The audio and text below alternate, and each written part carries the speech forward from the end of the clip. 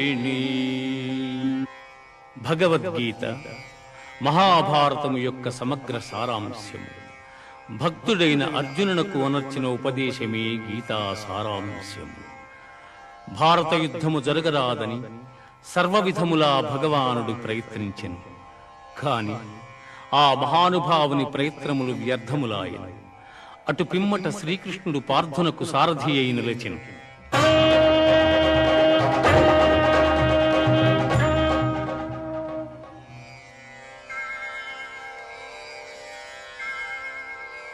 యుద్ధరంగమున అర్జునుని కోరిక మేరకు రథమును నిలిపెను.